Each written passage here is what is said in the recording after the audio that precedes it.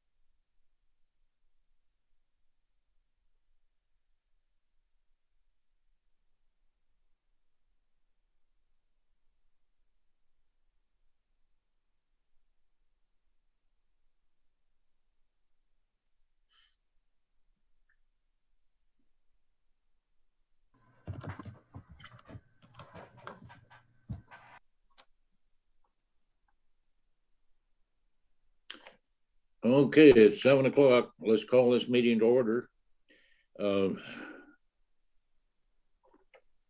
Roll call. Councilmember Saper. Here. Councilmember Smith. Here. Councilmember Toll. Here. Councilmember Clevenger. Here. Councilmember Stewart. Here. Councilmember Clark. Here. Councilmember Farr. Yes, ma'am. Councilmember DeLong. Here. Thank you. I'd like to ask Councilmember Saper to lead everybody in the Pledge of Allegiance with all others remaining silent. I pledge allegiance to the flag of the United States of America and to the republic for which it stands, one nation, under God, indivisible, with liberty and justice for all.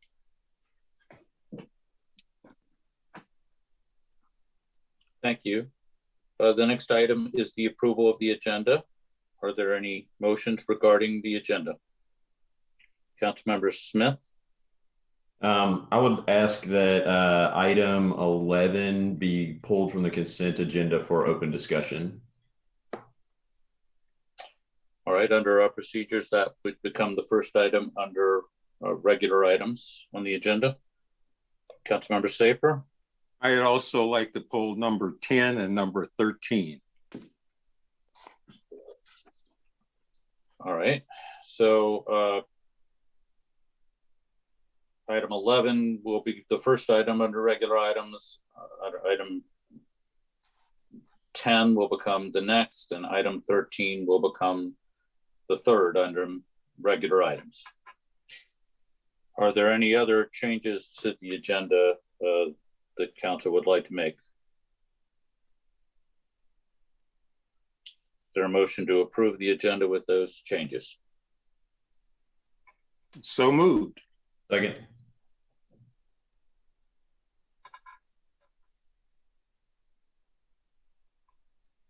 Councilmember Saper. Yes. Councilmember Smith. Yes. Councilmember Toll. Yes. Councilmember Clevenger. Yes, ma'am. Councilmember Stewart. Yes. Councilmember Clark. Yes. Councilmember Farr. Yes, ma'am. Councilmember DeLong. Yes. 8-0, motion carried. All right, then the first item under regular items is former item 11, appointment of Tom Farr to North Kansas City Hospital Board of Trustees.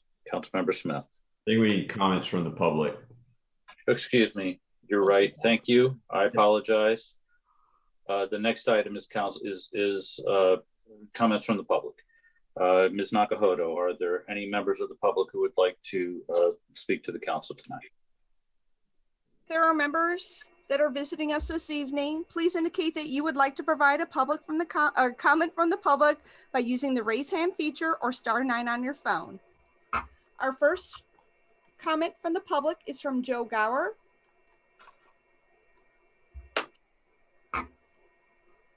Hi, can everybody hear me? Yes. Okay.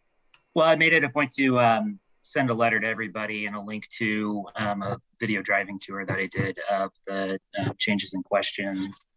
But just to kind of reiterate what I had sent on behalf of the River North Business League, we're a 501c6 that was set up to collectively promote and look out for the interests of locally owned small storefronts in North Kansas City. And with that said, we'd be remiss if we didn't help the council explore every type of option to help keep the business operations of FM Music, PAX Alterations, NKC Nutrition, and Hairspray Cafe intact as much as possible during construction on the apartments across the street at 18th and Swift. In addition to losing a rather sizable parking lot, which affects everyone on the block, these 4 businesses are especially burdened by recently and suddenly losing their curbside parking out front due to the developer asking for more buffer for when they build their scaffolding, though I don't believe this was part of the original plan. In the attempt to keep traffic two-way all the way through on 18th Avenue, curbside parking's been eliminated, and even though it remains intact for other businesses down the street and along Clay, curbside parking is a crucial necessity for several of these businesses. FM's entire business model is built on people unloading crates of vinyl records outside their storefront door.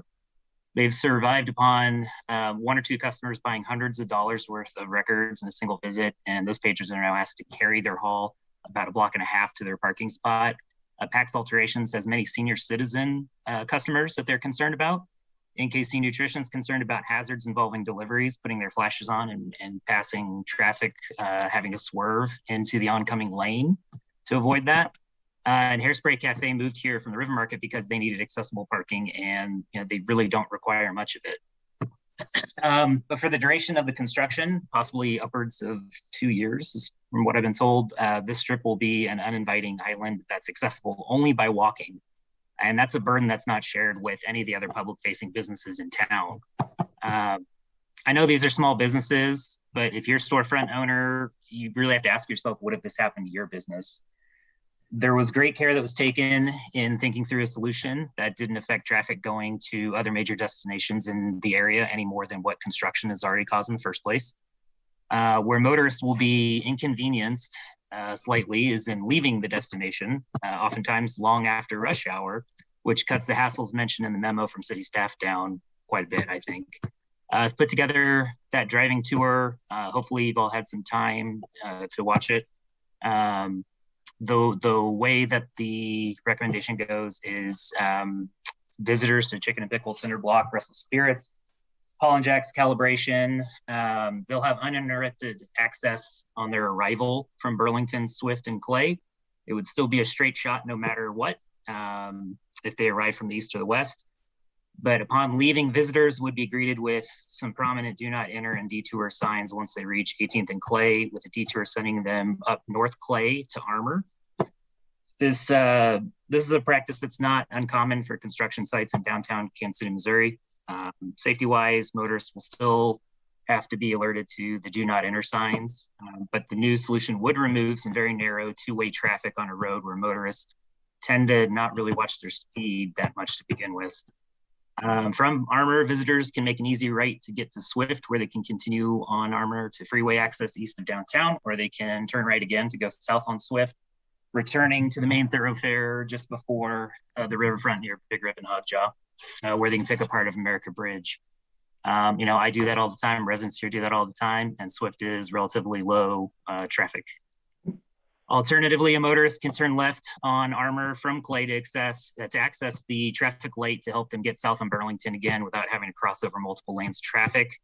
But if they so choose, they can do that. They can turn left directly from 18th without having to get on Armour onto Burlington. They just have to cross over a lot of lanes of traffic that might be kind of tough during high traffic times, but something that people currently already do. It's not disallowed.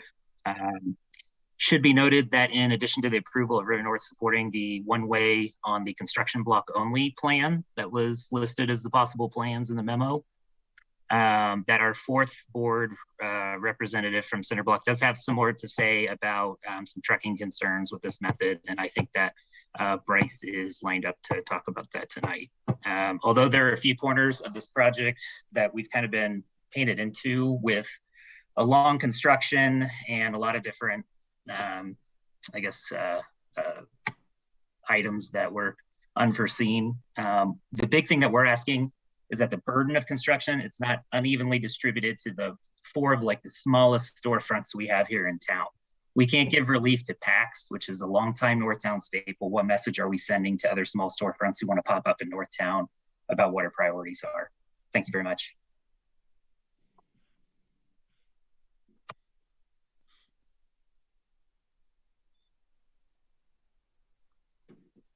The next public comment will come from Jenny Wise.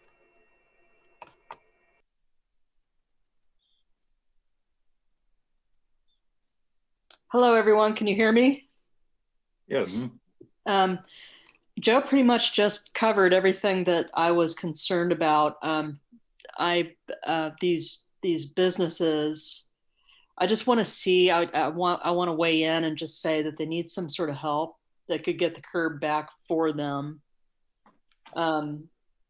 Maybe one way with a parking lane. That's all I've got. I don't want to repeat what Joe just said, but I really want to see these businesses survive this 2-year drought that they're going to be going through. And that's what I got. Thank you.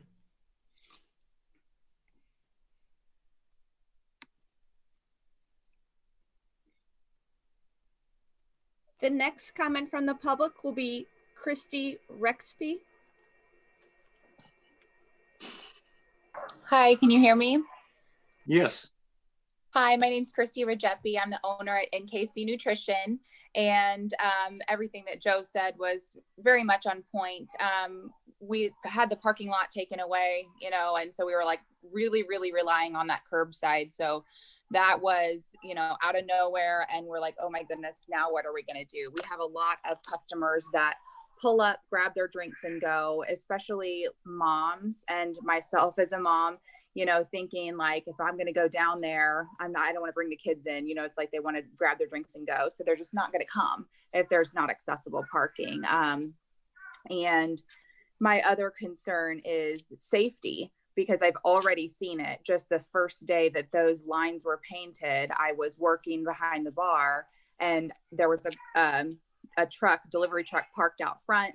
A car came flying down 18th and had to honk and swerve around, which is now the oncoming traffic. So the only places, if that happens, which it will over the course of the next 2 years, the only places for them to go are into oncoming traffic or into the sidewalk where people, our customers, our children, everybody is going to be walking in and out of these businesses. So I think it's a huge safety concern, especially for this amount of time, aside from the huge parking concern.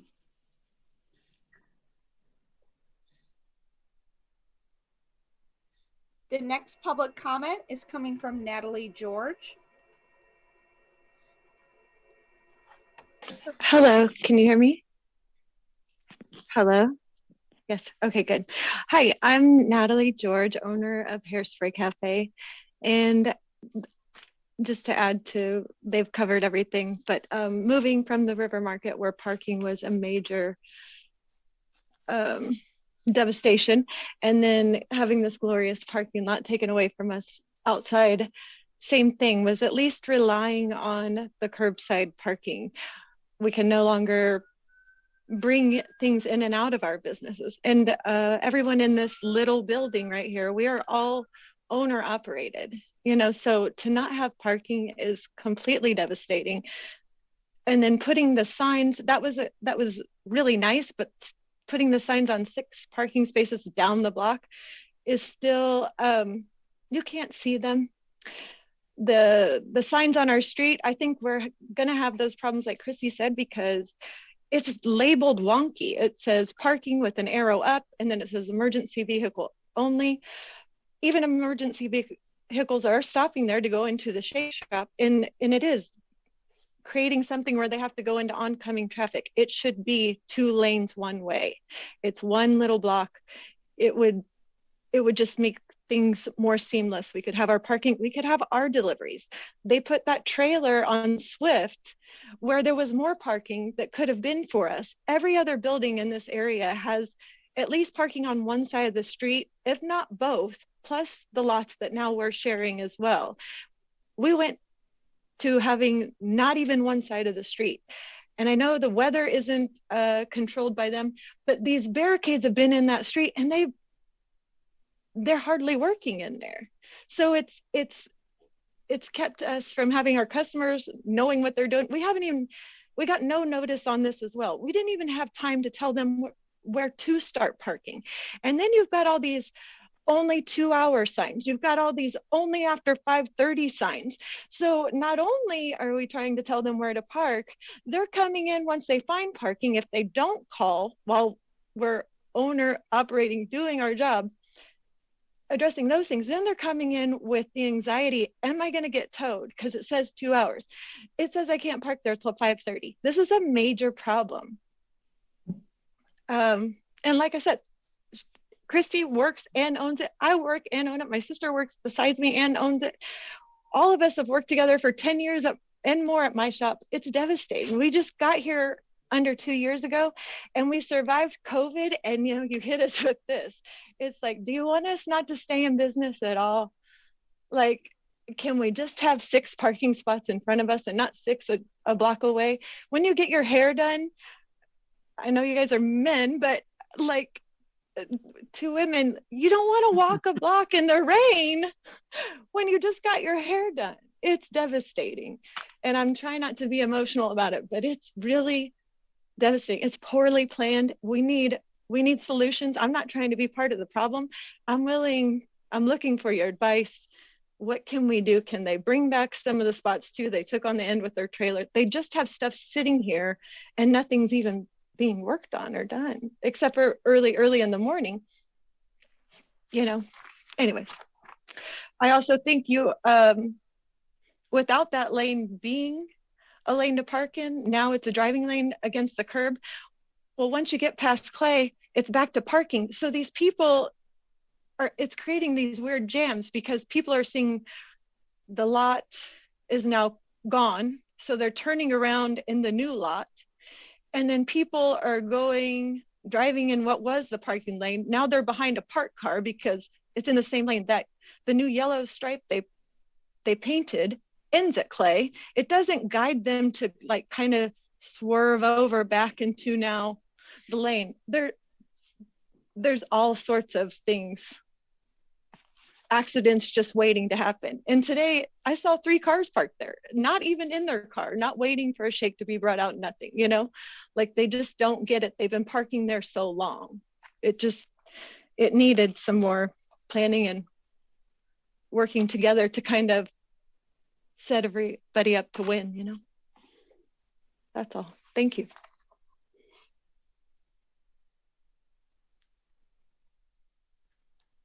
The next comment from the public will come from Lauren Wells. Hello, can everybody hear me? Yeah.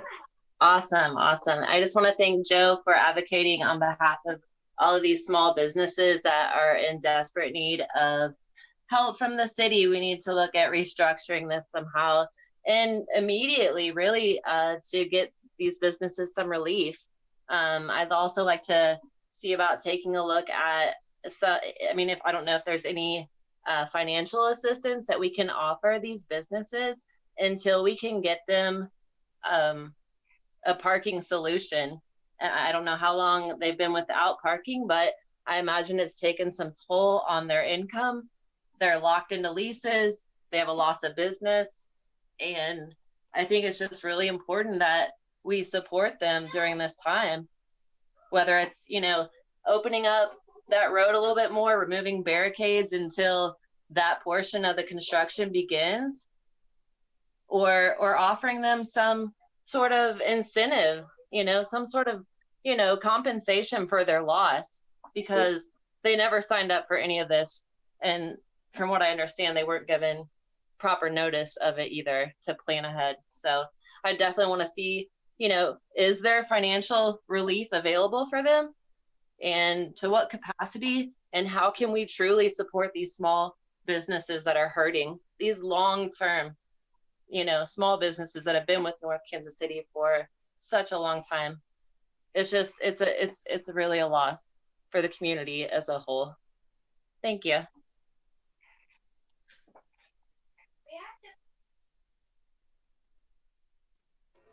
The next comment from the public will come from Amber Hughes. Hi, can you hear me? Yeah. Hi, I'm Amber Hughes. I'm Natalie George's sister. I work at Hairspray Cafe with her. Yeah, we have since 2002. But I just wanted to add too that what the problem that they've created, and I know that I've read something that got sent to us saying that they didn't think that turning into a one-way was going to be helpful, is that the traffic that's coming from Burlington, like from Chicken and Pickle, are coming down to turn into that lot that they know that they could park in, and it's not there, and they're doing a U-turn in the middle of the street. Every time I walk out to go to my car to go, I see a car do a U-turn in the middle of the street right there at 18th and Clay, which cars honk at them, or when other cars coming this way. So I mean, I'd love for you guys to come sit and just watch that happen and see. So I think turning that into a one-way wouldn't be a problem, because they're already turning around there. So at least it would direct them to at least turn onto Clay if they knew they couldn't go down there anymore.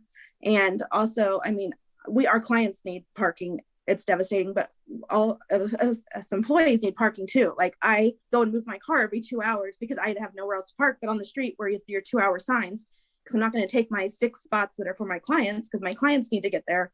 So, I mean, just imagine having to go move your car every 2 hours because you don't have anywhere to park. So, which is truly devastating, because I have to go there to make a living.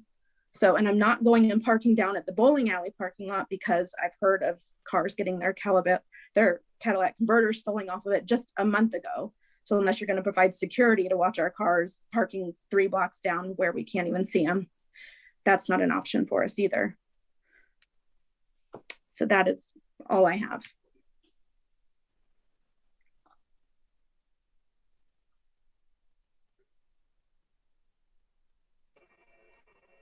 Are there any other visitors that would like to provide a comment to the public at this time? If so, please use the raise hand feature on Zoom or *9 from your phone. The next public comment will come from Jessica Loya. Guys, I don't want to waste too much time. I think everything that's really needed to be said has been said. But we need to acknowledge that the city let these businesses down, and it's up to the city to make sure that they're going to make it through these next 2 years. I think there's some plans being proposed that really need to be considered. I think when you heard Natalie speak, if you could not hear in her voice, she was emotional, and it's because that's her business, that's her livelihood. And a sort of a lack of forethought has now put them in a position where they are not only struggling, but fearful for what's to come next. And nobody should have to feel that way. So again, not going to waste too much of your time. I think everything that's needed to be said has been said, but we need to do something. That's it.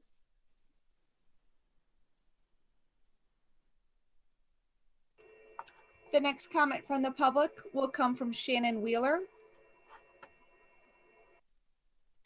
Yes, thank you. I just wanted to piggyback on everyone's comments about the businesses there. I'm an avid record collector and love going down to catch a new record. One day I even, when this all kicked off, I just knew how the owners must have been feeling. Went down, parked pretty far away, and then hit every shop along there, including PAX. And they know it feels really nice where you can go in and support the local businesses, enjoy your time there, even your conversation with the owners of the alterations place who know you by name. So I just support something that's going to be safer for the community with all the traffic and the popularity. of some of the restaurants on the far end, and a solution for our neighbors there who, yes, have survived COVID and we want them to remain strong and in our neighborhood. Thank you.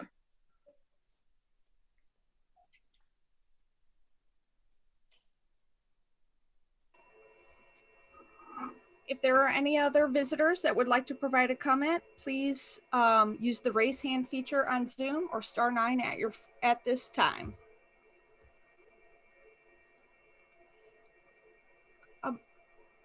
Mayor, I did have somebody who had sent me a note. It was Joe Gower.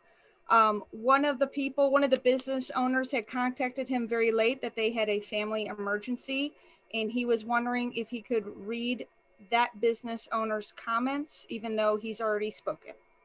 I guess go ahead.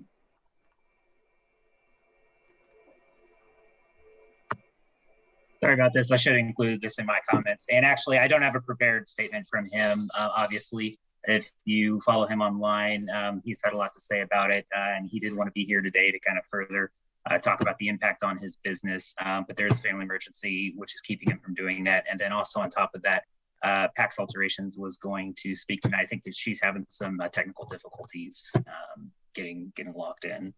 So anyway, that's all I want to say. Thank you.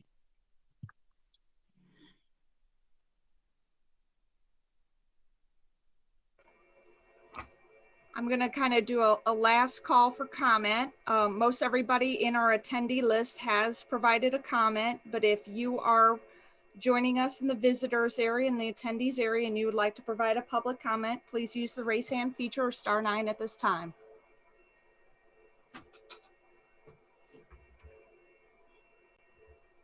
I'm not seeing anybody who has not provided a previous comment indicate that they would like to provide a public comment at this time. Councilmember Stewart. Are those businesses, of the buildings, are they individually owned, or do these business owners lease or rent?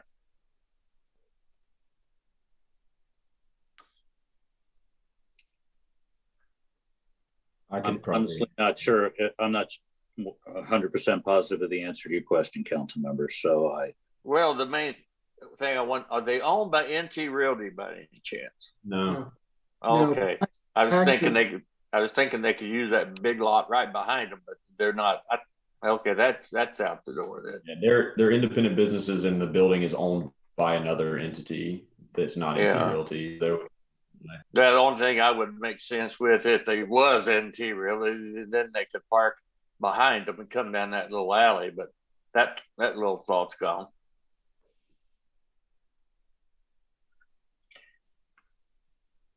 So with that, I believe we would now go to regular items. And the first item under regular items would be former item 11, which is the... Do we need to approve the consent agenda? Approve the consent agenda. We've got the consent agenda, yeah. Sorry, I thought the agenda had been approved. We have already approved the consent agenda. It was. Okay. We just, somehow the comments from the public got in the wrong spot. So we've already approved the consent agenda with the changes that you all made. Thank you, City Clerk. So with council permission, we'll now go to the next item, which is the appointment of Tom Farr to the North Kansas City Hospital Board of Trustees. Councilmember Smith and Councilmember Saper. So I asked for this one to be pulled off for a couple reasons. One, because procedurally, it doesn't make sense to me to have Tom being a current council member and us voting to approve him to the hospital board today, because he's still a sitting council member.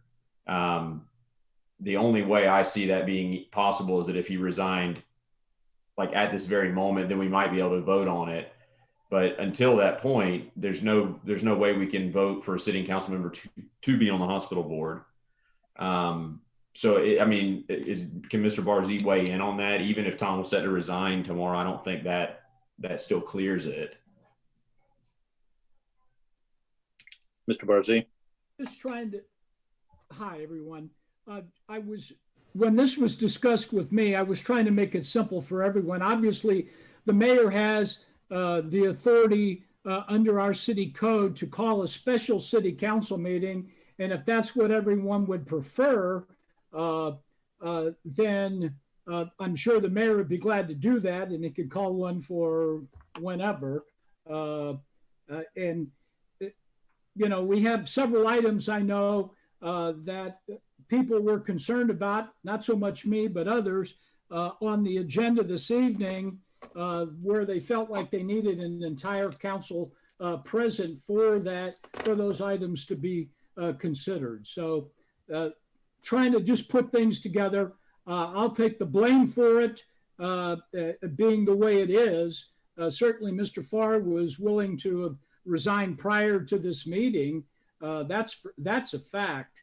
But considering others concerned about having 8 people present for the meeting tonight, I felt like this was the next easiest way to do it.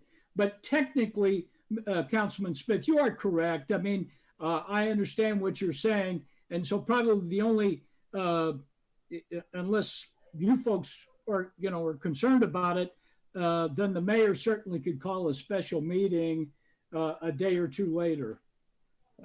Okay, so am I understanding correctly that we shouldn't be able to vote on that tonight? But in addition to that, and I kind of want to save us from having to call a special meeting simply for this appointment. I'll speak about the appointment itself. So I've talked to a member of the hospital board who has relayed to me that they're working on putting together a list of qualifications or things that they're looking for in board members. Certain things, like a diversity of experience, different areas of expertise. And I think we would see that through the application process and through the resume. So if you look at the attached resume or the attached application for Tom versus the one for Craig Leonard, Craig attached a 3-page resume and filled out every question on the form. Tom simply put that he'd been on the board before and no specific experience, none of that. And, I don't see that he would fit into what they're hoping for. And based on experience on the council, I would not be for approving his appointment anyway, even if it was procedurally okay. So what is the way forward here, Tom? Do we need to put it off this agenda and wait for a special council meeting if it gets called, or can we go ahead up or down now? What do you think? Well, if you're looking for additional information, then I would suggest that it's the mayor's appointment clearly, and and if you feel, and if that's the because that part I haven't even thought about. That I didn't know that the hospital board, or excuse me, the administration of the hospital or whomever you may have talked to, felt like they needed this. Then I would suggest that what you do, he could fill out additional information to provide for you folks if that's what the intent is. Sure. And this is not them telling us what to do. This is them saying, these are the things we would look for and hope for in an appointee, and then provide that to the mayor and council so that we have a go by. Right now, it's just kind of the mayor names somebody and we have to kind of guess at whether they'd be a good fit or not. And I think that would be very helpful. But with Tom, we have nothing. We have no information except for how we've interacted with him on council. And based solely on that, I would not vote to approve. So yeah, go ahead. Whoever else has something to say. I think Councilmember Saper was next and then Mayor Stilo. The reason I wanted to pull the other two, all 3 of the appointments, is that making these appointments at the last days of administration is certainly within the mayor's purview. However, it doesn't look good. It's not good government. It's not the kind of thing we'd want to saddle a new mayor with, who will have these people for the bulk of his next term. And I think the only clean and neat way to handle this problem that's been created is to actually vote no on all three appointments, clearing the way for the next mayor to either reappoint the same people with or without more information, or to make other selections. That seems the best and most open kind of government we could have. Mayor Stilo. The only thing I've got to say is that I've talked to the hospital board, the hospital administrators, and everything else, and they seem to want to have Tom back. So it's kind of nice to be wanted. You know, that's all I got. I think they want him. Councilmember Clevenger. First of all, let me say that I'm very impressed with Mr. Leonard's resume. And Dave Silvers has always been a very great figure in our community. I know we're not talking about those. So, you know, I definitely think that we should vote on these up and down. However, I kind of want to piggyback on what Jesse said as far as the information. I mean, look at Mr. Leonard's and the experience compared to what we received from Tom. Also, you got to talk about working with people and being able to work with different sides. You know, I'm not sure if that happens in the hospital board, but it's always a good quality to have. So not in favor of item 11. I am in favor of a few others, but however you want to work that.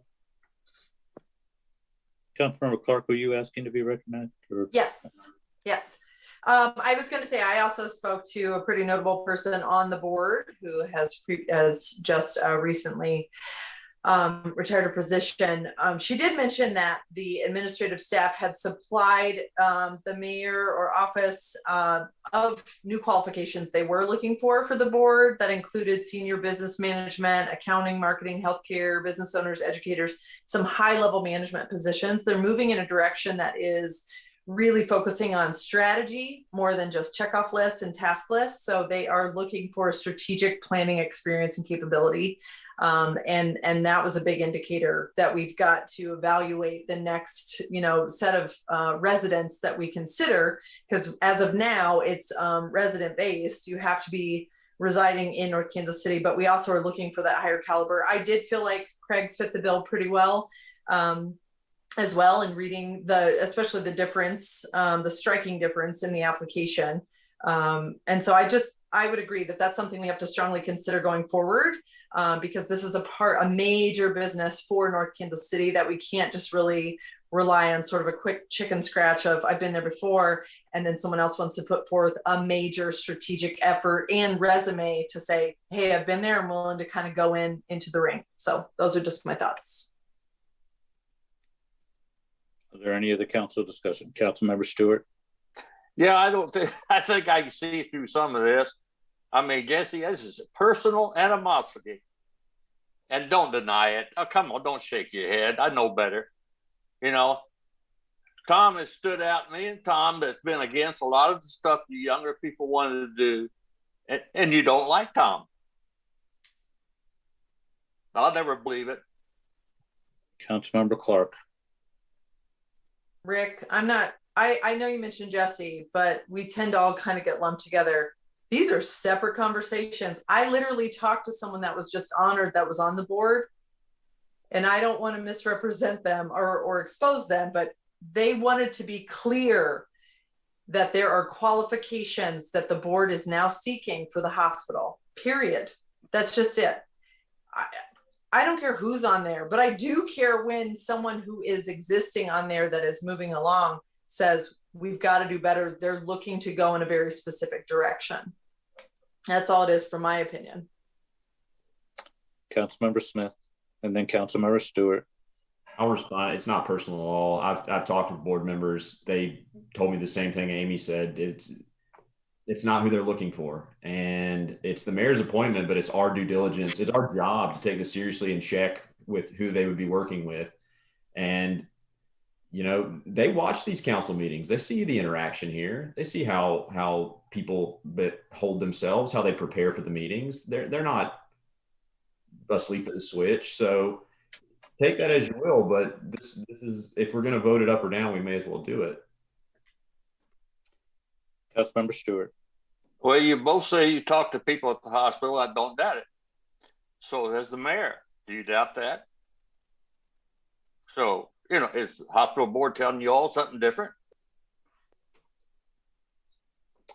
Councilmember Clark, and then The individual I spoke with did ask why or where the information might have been tucked away, that maybe they believed that the mayor was provided the list of qualifications that were sought after within 18 months ago, and that it just maybe was disregarded or forgotten about. So that was suggested, yes. And I am listening literally to my constituents that are on the board, because I don't have an immediate say. I don't know what goes on in those board meetings for the hospital, but this is coming from somebody that we are honoring, and that it is very pressing that we have to have qualified people in place, and we have to consider those applications and take them seriously. Councilmember DeLong, and then Councilmember Stewart. I was curious, how long have these two spots been open on the hospital board?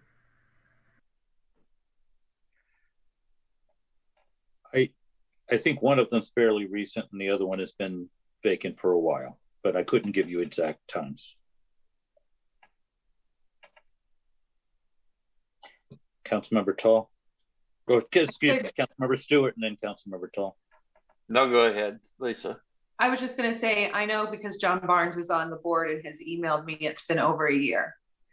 So just so that we don't all get lumped together, I just want to say that my thinking is just like Tony Sapers, that while it's permissible to do these appointments in the final hours, it really is a good government.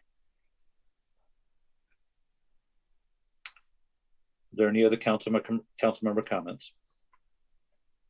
Do you need a motion on this? Well, yes, you do. The item before you is the appointment of Tom Farr to the North Kansas City Hospital Board of Trustees. Is there a motion? I'm not certain how to phrase a motion in the negative, so I move not to approve Tom Farr to the hospital board. You can make the motion that way. An affirmative motion is usually better, but okay, as long as everybody understands what's being voted on. But by making the motion in that way, then a no would mean it would be better if there were an affirmative motion. So if I move in the affirmative and then vote no, is that okay? Yeah, I think so. Yeah. With another item, with another item, we didn't vote because nobody had an affirmative. So somebody who is an affirmative would move for it to be approved. Well, it does require a motion and a second. So is there a motion to approve the appointment of Mr. Farr to the North Kansas City Hospital Board of Trustees? I would make that motion. However, if I was Tom, I'd tell you to stick it. Is there a second?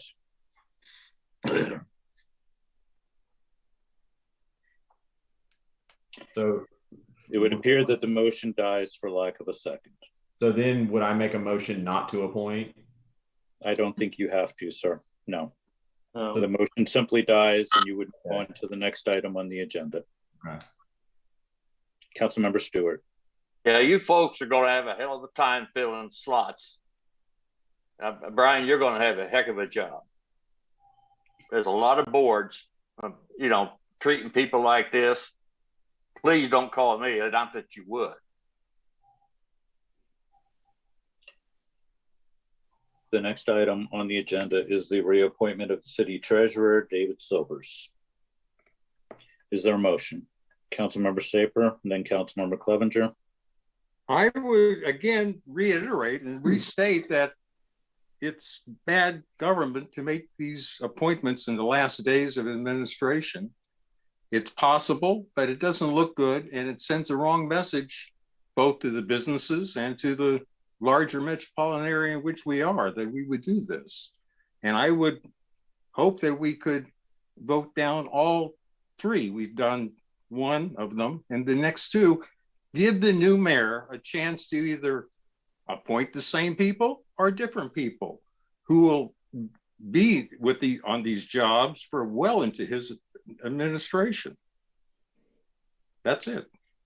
Councilmember Clevenger. Just a little bit of knowledge here. This is a reappointment instead of a new appointment. I understand where you're going with it, Tony, and I respect that. Dave Silvers is, as far as the city treasurer, has been the city treasurer. He has that knowledge, been a model citizen, has council experience as well.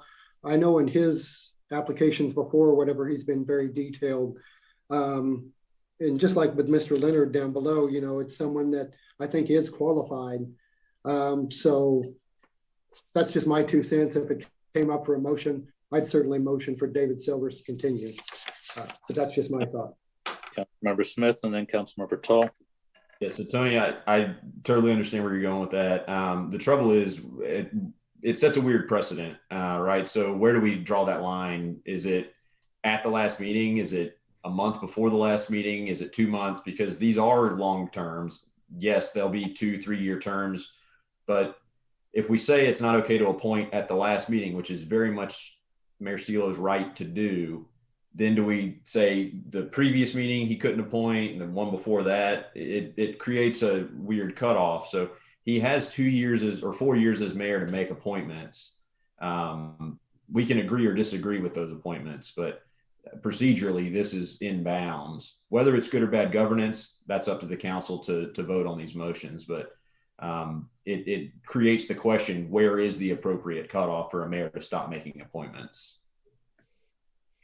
Councilmember Tall and then Councilmember DeLong. And the only other thing I was going to point out in this case, if we choose not to reappoint, it expires. So we won't have anyone in the office. It expires on the 17th. My question was for staff, and I'm guessing the answer is council just approved it this way. But why would we have it expire April 17th? Well, I believe that's what's required in the code, the city code. It's a 2-year term, and okay. So the term is yeah.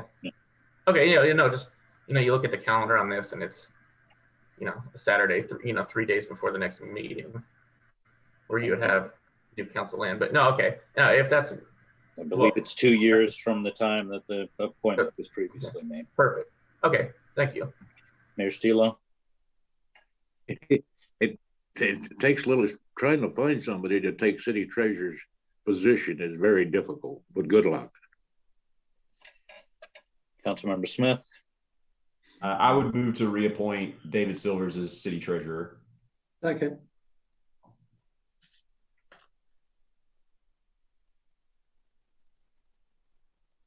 Sorry, I couldn't get unmuted.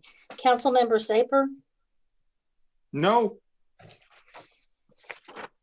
Councilmember Smith? Yes. Councilmember Tall? Yes. Councilmember Clevenger? Yes, ma'am. Councilmember Stewart? Yes. Councilmember Clark? I see your point, Tony, but I got to say yes. Councilmember Farr? Yes, ma'am. Councilmember DeLong? Yes. 7-1, motion carried. The next item is former item 13, appointment of Craig L. Leonard to fill the unexpired term of Linda Black on the North Kansas City Hospital Board of Trustees. Councilmember Smith. I move to appoint Craig Leonard to fill the unexpired term of Linda Black. Second.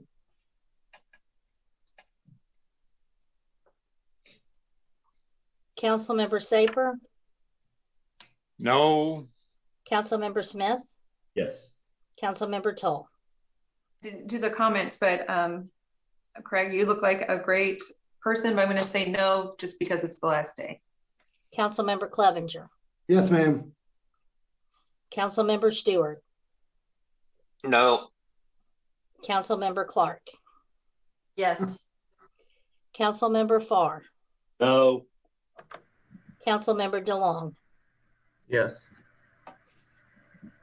1, 2. We have a 4-4 tie. Mayor says yes. Okay. God, come on. Okay. The next item is item 14, award of contract, Mackin Park Ball Field renovation, resolution number 21-025. Thank you. The city and the North Kansas City School District have been working toward accomplishing the renovation of Mackin Park Ball Field Diamond number 1. In the memo in your packet, staff discusses the results of bidding for the project and the means of accomplishing the necessary funding to complete it. Staff recommends award of contract for the Mackin Park ball field renovation to Mid-America Sports Construction in the amount of $1,341,442, subject to the North Kansas City School District Board of Education and the City of North Kansas City approving a revised cooperative agreement with regard to funding. My expectation is that that will be before the Board of Education on April 27th. The award of contract for you does include the base bid and 4 alternates. The Park Board is committed to funding the 4 alternates. Are there any questions? Councilmember DeLong. I was going to thank Victoria and the Parks Board and everyone for coming together, getting this done, coming up with solutions, get these alternatives on here. And after many, many years, I know everyone on the Parks Board has been working on this. Glad to see this on here. One more step, right? The school district itself, the school board. Yes, sir. So if the school board acts affirmatively, then the council's action tonight will accomplish the award of contract. If for some reason the school board didn't act affirmatively, then the contract would not be awarded. Okay. All right. Yeah. Thank you. And thank you everyone for getting it done. Councilmember Smith. Move to approve item 14. Second. Councilmember Saper, Yes. Councilmember Smith, Yes. Councilmember Tull, Yes. Councilmember Clevenger, Yes, ma'am. Councilmember Stewart, Yes. Councilmember Clark, Yes. Councilmember Farr, Yes, ma'am. Councilmember DeLong. Yes. 8-0, motion carried. Item 15, award of contract, Mackin Park Ball Field Turf Installation, resolution number 21-024. Thank you. This item is directly related to the item you just acted on. Staff recommends award of contract for the Mackin Park Ball Field synthetic turf installation to Field Turf USA in the amount of $169,473, subject to the Board of Education and the city approving a revised cooperative agreement with regard to funding. Are there any questions? Move to approve item 15. Second. Councilmember Saper, Yes. Councilmember Smith, Yes. Councilmember Tull, Yes. Councilmember Clevenger, Yes, ma'am. Councilmember Stewart, Yes. Councilmember Clark, Yes. Councilmember Farr, Yes, ma'am. Councilmember DeLong. Yes. 8-0, motion carried. Number 16, award of contract, Mackin Park Maintenance Building Addition, resolution number 21-020. Thank you. The City Council amended its fiscal year 2020 budget to fund an addition to the maintenance building in Mackin Park. In its memo, staff discusses the results of bidding for the project and the means of accomplishing the necessary funding to complete it. Essentially, the Park Board will cover the difference between the budget that was left for this project and the bid amount. Staff recommends award of contract for the Mackin Park Maintenance Building addition to NKC in the amount of $208,500. Are there any questions? Move to approve item 16. Second.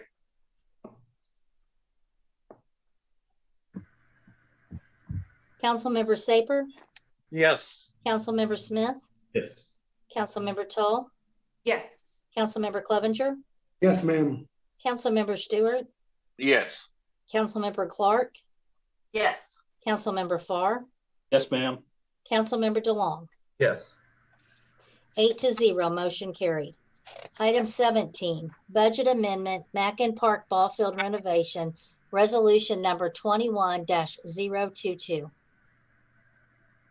Thank you. In the items preceding this one on the City Council agenda, the City Council considered measures to approve contracts for the renovation of the Mackin Park Ball Field and installation of synthetic turf for the project. Now that those have been approved, it's necessary to amend the city budget. In its memo, staff outlines the need for a budget amendment in the amount of $1,624,546. The city would contribute another $193,646. The school district would do the same, and the park would contribute the cost of the 4 alternates for the project. Staff recommends approval. Are there any questions? Move to approve item 17. Second. Councilmember Saper, Yes. Councilmember Smith, Yes. Councilmember Tull, Yes. Councilmember Clevenger, Yes, ma'am. Councilmember Stewart, Yes. Councilmember Clark, Frozen. She froze. Oh, There you Amy, go. you are frozen. It's like Elsa. okay, Amy, Councilmember Clark, Yes. okay, Councilmember Farr, Yes, ma'am. Councilmember DeLong. Yes. 8-0, motion carried. Number 18, budget amendment, Mackin Park Maintenance Building Addition, resolution number 21-023. Thank you. The council previously approved the award of contract on the Macklin Park Maintenance Building Addition. It's now necessary to approve a budget amendment accordingly. Resolution's been prepared for your approval. The park board will be covering the difference between the budgets that's left in the project and the bid amount. Staff recommends approval. Are there any questions? Move to approve item 18. Second. Councilmember Saper, Yes. Councilmember Smith, Yes. Councilmember Tull, Yes. Councilmember Clevenger, Yes, ma'am. Councilmember Stewart, Yes. Councilmember Clark, Yes. Councilmember Farr, Yes, ma'am. Councilmember DeLong. Yes. 8-0, motion carried. Item 19, 18th Avenue traffic pattern during construction. Thank you. You've received a number of public comments on this item. I imagine you're familiar with the issues that are involved. So at this time, if you have any questions for staff, we'll be happy to try to answer it. Otherwise, we're prepared to take any direction you might like to provide. Councilmember Smith? In the memo, it mentions that Chief Freeman had some concerns with public safety on the reroute option. I'd love to hear from him on what he's seeing there. Chief Freeman?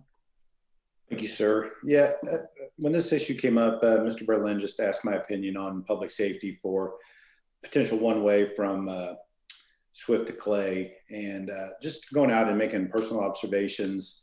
These strictly are my opinion, as we didn't have time to acquire any data, traffic counts or anything like that. But it's a concern for us, changing just one block of a roadway that's been two-way for as long as I've been here, and making it temporarily one-way will confuse motorists, potentially lead to unexpected head-on collisions on that block. And then the other thing that's concerning for me is the rerouting of traffic out to Armour and Clay for the turn east or westbound. That non-controlled intersection is stressed already, has difficult sight lines. And it just going back to even the video that Mr. Gower produced, you know, if you notice, he had to go past the stop line into the crosswalk both times in order to make sure that his path was clear there. So it's just speculation on my part. I think it's a little bit dangerous putting that extra traffic on that intersection. But as far as, you know, whatever the council direction is going to be is fine with us too. To follow that up, so I thank you, Chief, for your insights on that. You drive these streets all the time. I share the concern about the intersection at Clay and Armour, primarily the left turn, because those sight lines, if you stop behind the stop line, you can't see left past the angle parking to see cars coming, and then you're having to turn out across the lane. So my recommendation on this is I like what they've mapped out. I think it's the putting the one way from Swift to Clay along that block and restoring the parking does funnel a lot of traffic to the intersection at Armour and Clay. If we could make that a right turn only, where people wouldn't be turning left, I think that would cure the issue of the left turn. You'd still have to pull out a little farther, but you could turn right and not have to cross traffic at an uncontrolled intersection, and then get on the Swift to head south if that was your chosen route. So that would be the only tweak to this that I would recommend, is making that right turn only. So I think Councilmember Clevenger DeLong and then Mayor Stilo. Just had a quick question, and I'm certainly not an expert in driving, as you all obviously know. But I kind of agree with Jesse as far as that goes on the up to Clay. Have they even looked at possibly, and I don't know how that would affect Chicken and Pickle and people entering their parking lot, even making it that 2-block stretch from 18th and Swift to 18th and Burlington. I didn't know if that was another resolution or even a possibility, or if that would put a strain on Chicken and Pickle. And just a question that I have for either staff or chief. It is not something that staff looked at. I'd be happy to comment on it, sir. Please do. That would be even more dangerous, making that a do not enter one way only off of Burlington. That's a blind turn as it is, and someone coming in and not knowing that is going to potentially turn into oncoming traffic. Oncoming traffic. Okay, thank you. As a little bit of a response to Councilmember Smith's comment, I would probably myself would be against making that a right turn only at Clay if this is the direction that the council chooses to go. If we see it to become a problem down the road, then we can reassess it then. And by problem, I mean significant crash data. Councilmember Long, Mayor Stilo, and Councilmember Tall. I just want to start off with thanking the businesses for speaking out here. You know, it's not always easy to get on here and do these, but it's important for people to hear your perspective and what's going on outside your stores. So, you know, I appreciate you guys hopping on here. I support the one way of parking. You know, I think we should be able to do it. Hopefully safely. I guess we'll find out, but, you know, we need to help these businesses where we can, and this is really important to them. So my question there is how quickly could we accomplish this if we decide to go one way with parking? Oh, we could do this in a matter of a couple of days, I would imagine. It shouldn't take us very long if that's the direction you direct us to go. And on one follow-up to a comment I heard, it was that the 2-hour parking. Do we, and I probably should know this, but at the top of my head, I can't. Do we know where the nearest non-2-hour parking is in that area? Well, they're referring to, I think, street parking on Swift. I mean, one of the speakers spoke to the AMF parking lot where the council did approve us spending money to rent spaces through a license agreement. That is unlimited parking there. And the one speaker was somewhat disparaging of that arrangement, but that would probably be the nearest off-street parking that you're talking about that isn't timed. Thank you. Mayor Stilo?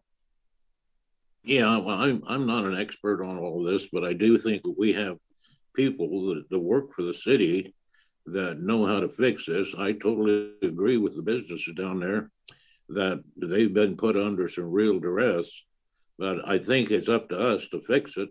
And I think we've got people hired that should be able to do this. So I don't think it's up to us to decide what to do there. I think it's the experts are supposed to tell us what to do. We are looking for direction from the city council, Mayor, on this. Councilmember Tall? Well, I think we ought to fix it. I also wanted to thank people that called in and wrote in. I know that he wasn't here to talk, but Mr. Meek from FM Radios did have a 0 sale day when this first started, which has never happened before. And I know that it was a mistake that they didn't talk to them ahead of time, but in that comment, it made me realize I was wondering if you problem solve with the companies that are going to have these big changes ahead of time, if that's part of the process, which I can get that answer later. I would definitely support this. And then after hearing the comments, the U-turns that people are making once they realize they can't park in that parking lot, I really think this might alleviate that danger as well. And if we find that we need to do a right-hand only turn at Clay, I would support that as well. But I just think that we've supported all the other businesses in the area. And if this is something that's going to be a make or break for these small companies, that we need to support them. Councilmember Smith and then Councilmember DeLong. So back to that intersection at Clay and Armour. The other concern I have with allowing the left turns, which we already do, is the significant volume of traffic that's going to be funneled that direction. If one person is trying to turn left and has to wait for a considerable amount of time, which will eventually happen, it's going to back everybody up that's trying to turn right. Is there a space there to allow a right turn, or so that it doesn't queue up in a long line while somebody's waiting to turn left, if that makes sense?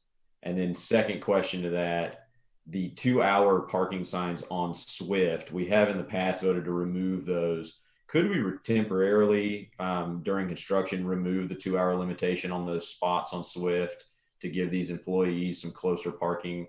The bowling alley lot was intended for construction parking for the construction crews, not for the people who are running the businesses. So those are the two questions I had. You have it in your power to do that. Yes, sir.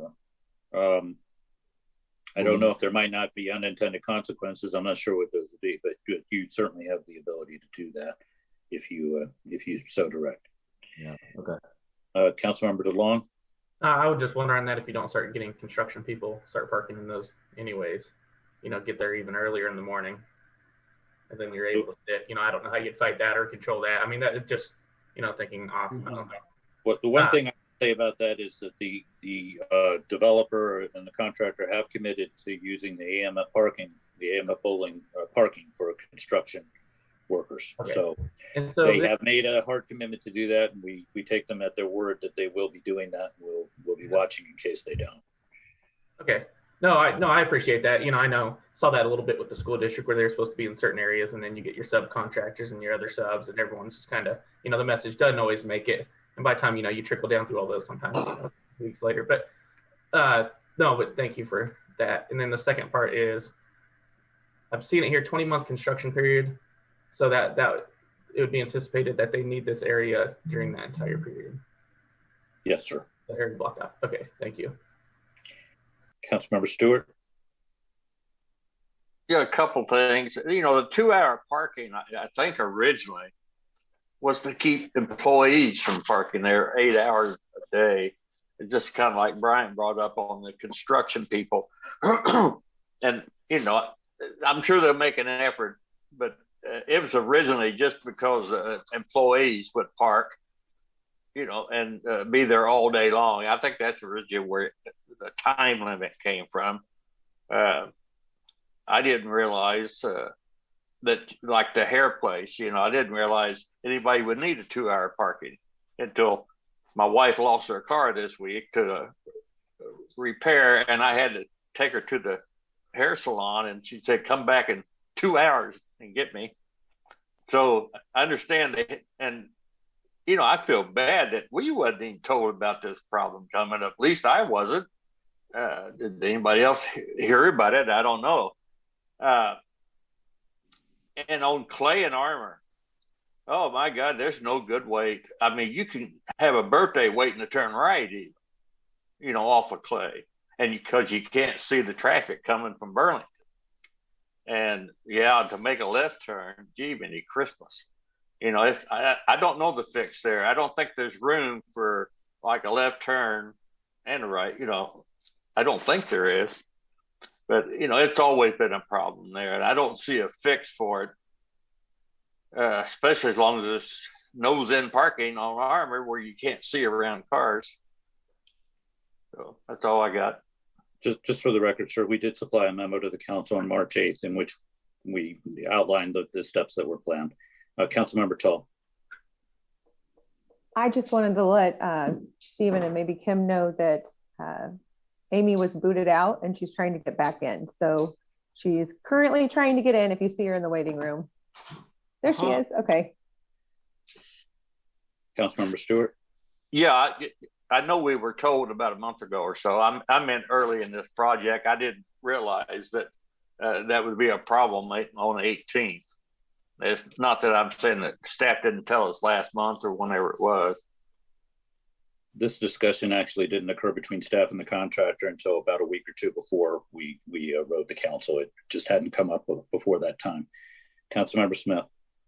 So to take a step back, because I'll echo, yes, staff sent out the memo. I completely missed it, but we didn't have this discussion, and neither did staff. So it's really hard. Like, I understand the business's frustration. They found out last of all, but we all found out super late in the process. Maybe something could have been done along the way to address this in a much better, more cohesive way if we had that information. And I don't know if it's just common knowledge that when a building this high goes up, that they need that space, that they didn't feel the need to share it with us until they were breaking ground. But it's been brought up that I think it's called a construction mitigation plan, something that takes a look at potential unintended consequences and checks these boxes. I don't believe we have anything like that in place, but for going forward, I would like to see something like that would take a deeper dive into what impacts could these things have on the businesses around them, so we're not scrambling to try to troubleshoot left and right turns while businesses are hurting. So just as a going forward kind of thing. But I'm in favor of going with the one way. We can debate the merits of the left and right turn at Armour and Swift, but I think we have to put those parking spaces back and go one way from Swift to Clay along 18th. Is that a motion, sir? Yes. Second. City Clerk, did you get the second on that? Was it Councilmember Clark? Okay. Councilmember Saper? Yes. Councilmember Smith? Yes. Councilmember Tull? Yes. Councilmember Clevenger? Yes, ma'am. Councilmember Stewart? Yes, sir. We got to save these businesses. Councilmember Clark? Yes. Councilmember Farr? Yes, ma'am.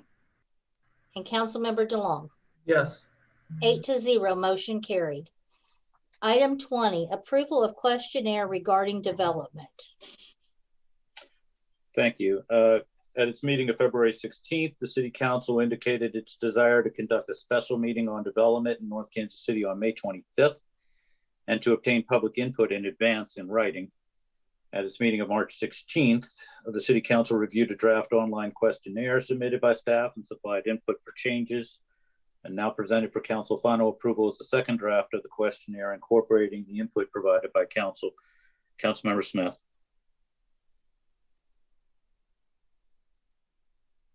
You're muted, sir. Excellent. Sorry about that. So I'll go in order. I've got a few notes here. The item number 4, where it asks if they watched the work session videos, those 2 links are to the same video. They're both to the development process. So one needs to be switched to the master plan. Let's see, the level of agreement, how important. So it looks to me like there's some duplication on these questions. So with the master plan question, it says, I think it's number 5 says, what is your level of agreement with? And then 6 says, is it, in your opinion, how important is it that NKC work toward implementing? To me, those are the same question worded differently. So I would say we could remove question 6 and still get the same amount of feedback, because they're asking basically if they agree that we should be moving forward with that that point. So to that end, number 6. Councilmember Smith, may I just jump in real quick? Yeah. So we actually had some internal discussion about that, and I think our community development director, Sarah Copeland, had some reasons why she thought both questions were important. So if you don't mind, may I let her speak to your point? Yeah, please. Good evening, Mayor and Council. The reason that I think we need to ask both these questions is that someone could agree with a statement, but think that it's not very important. Like, I could, to use your example here, think that, I could agree that the city should grow and attract new and innovative business opportunities, but also think that it's not important for the city to do much work on that if, the business community is doing it already. So knowing how important something is helps us to know which of these is a higher priority. And the level of agreement gives us an idea of whether one of these or these vision statements are completely off base or not. So this is somewhat similar to a couple of questions that are asked by ETC Institute in the community satisfaction survey, where they ask about the relative importance and how important they call it, I think, I know, but you're asking the question in these two different ways to get a sense of where we have alignment and then how important something is. So they are really two different questions. Okay. Makes sense to me. Thank you for that feedback. Okay, I would move down to number 31. So let's see. The word following is, so 31, first option, fulfill one or more of the following vision themes. Pretty sure this is just a cut and paste situation where the following should be omitted. Yes, sir. And it's the same on the page above bullet point 1 in the second block, the word following. And then last thing for me, item 35 and 36. Now, Sarah, you may have the same sort of idea on this, but 35 and 36 seem to ask the same thing different ways. So what they dislike and what they think you should do differently are synonyms in my mind. I'm not sure how those would get answered differently. I don't know if Sarah had a view on the economic development portion of it. No, I think that those were questions that were suggested to us. Okay, I would just leave 36 and take out 35. That would just be my thought on that one. Is there any other input on this draft?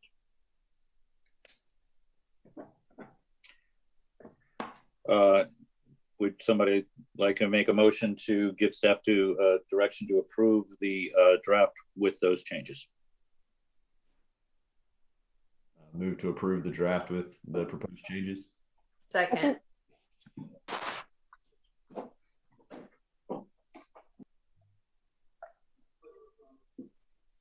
Councilmember Saper, Yes. Councilmember Smith, Yes. Councilmember Tull, Yes.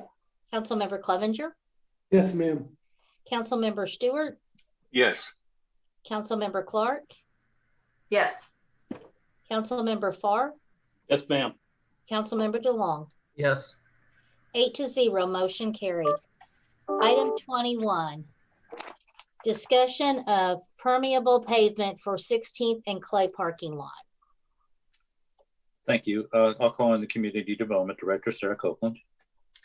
Good evening, Mayor and Council. During the March 2nd meeting, Council approved a task order with Wilson and Company for the design of the new parking lot at 16th and Clay. And during discussion about that task order, staff was asked to investigate the possibility of constructing the parking lot with permeable pavement. Wilson and Company provided the attached memo that provides an overview of the advantages and disadvantages of permeable pavement and also provided some comparative costs. Staff does not recommend the permeable pavement for this project because of the overall cost, but we do request that council provide us direction as we move forward on the design of the parking lot. Councilmember Clevenger and then Councilmember Clark. I don't want to steal Amy's thunder or whatever, but I want to thank her for, at least looking into other ways, green ways of doing things. Certainly with this, it's a much higher cost, double.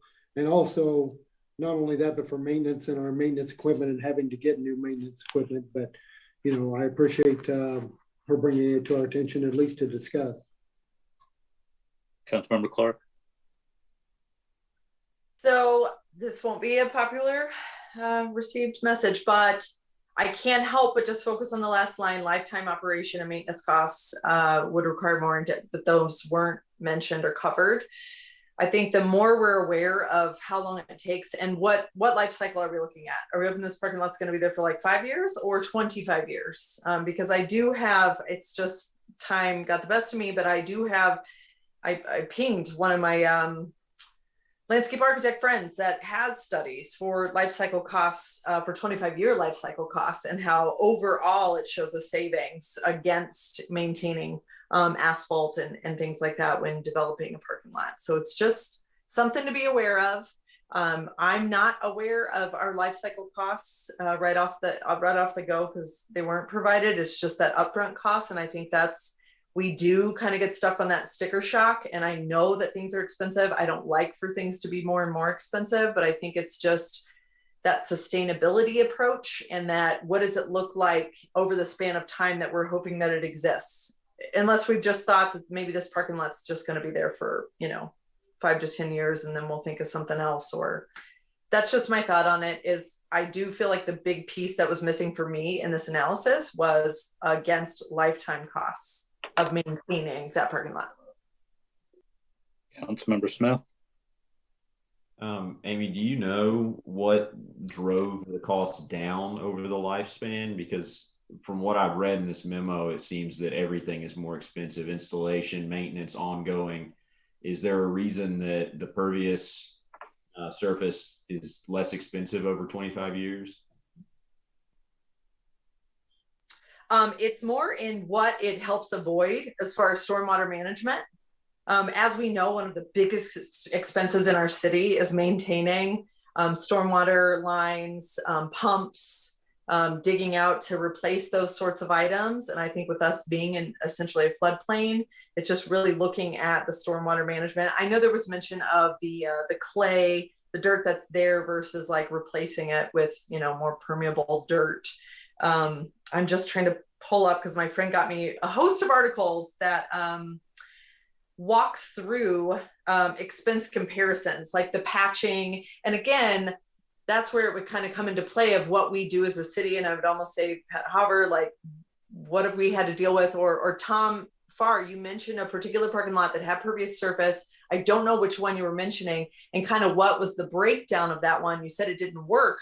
I didn't know what part didn't work. And also who designed it. Was it a landscape architect or was it just a totally different group? Or, what was the motive behind it? Was it just like a group effort to hope to do something pervious or impervious?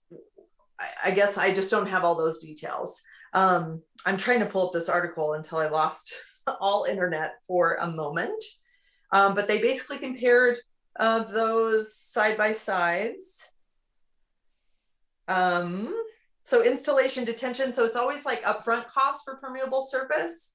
Whereas over time for like crack sealing, seal coat, stripping, patching, and replacing surfaces for asphalt versus, and the frequency versus the permeable pavements over a time of 25 years. So it's just in those considerations. And again, I don't know how long we're looking to have this parking lot there, but I just can't help but I'll sleep better knowing that I spoke up about it. But I get it. I know it's not going to be popular. It is astronomical to see the jump land on 1.2 million versus 545, which is already a climb. The 545 is already a climb from where we were when we approved the parking lot. It was around 350 or so, I believe. And that's just a ballpark estimate based upon a 2 acre. Okay. So we won't know till we get bids. Okay. I guess I'll just jump in, Councilmember, just say, at least according to our engineer, both the construction costs and the maintenance costs would be substantially higher with permeable pavement. Okay.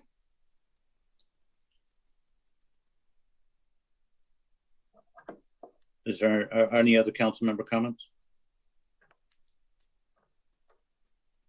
The only other thing that I'm thinking of is, could we achieve the same end result doing it a different way? So I know also with, they've had permeable surfaces over here and then it got clear coated and that ruins it. It's no longer permeable. Like there are problems with that.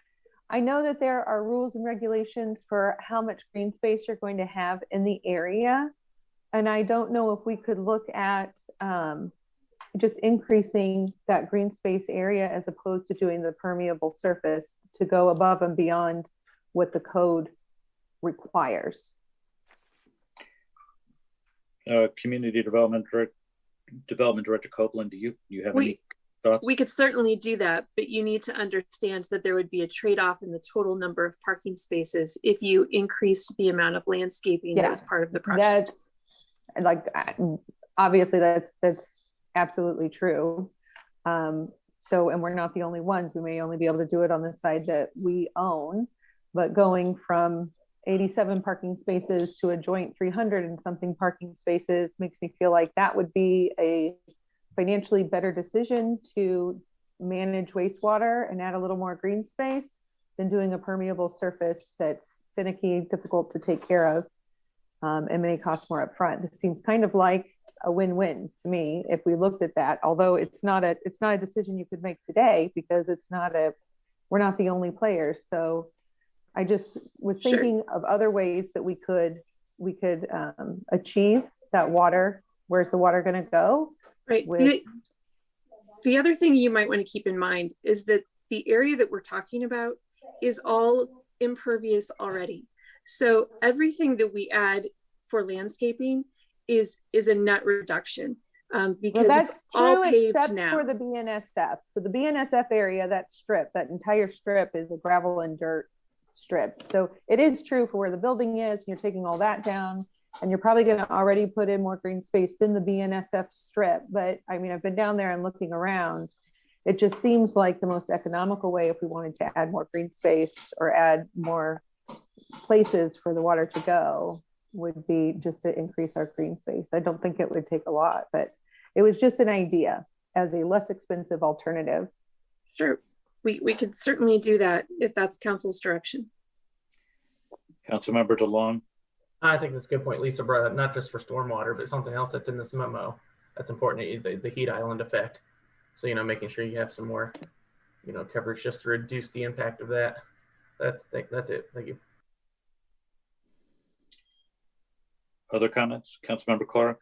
One really fast thing. I don't know how tying this in, but someone did mention a major concern was security and whether we're going to have it well lit. I'm not sure if that's a part of our ordinance of certain amounts of lighting for, anyone exiting and entering that parking lot. It is a long stretch. It's now 2 acres. There's not going to be high visibility around that area. So if that's already something that's covered. Yeah, that's already something that's covered in our parking agreement with StoreSafe for the development of this. And we previously in the 18th and Swift parking lot had a camera for the police department. I expect that we will replace that with a camera in this parking lot when the parking lot is completed. Great. So I think staff do I is make here. a motion? Yeah, I don't know if we necessarily need a motion if there's not a consensus to install permeable pavement, but I think we are hearing council's desire to see some more islands and such, and so we can look at that as we work with Wilson's towards design. Sarah, did you have any additional thoughts about that? No, I didn't. All right. So if that's all right, council, I think unless you have a specific motion, I think we have probably what we need. Green space. All right. Thank you. We'll take a look at that. We can move on to the next item, City Clerk. Item 22, award of contract, chemical treatment for emerald ash borer, resolution number 21-026. Thank you. I will call on the Public Works Director, Anthony Sands. Thank you. Good evening, Mayor and Council.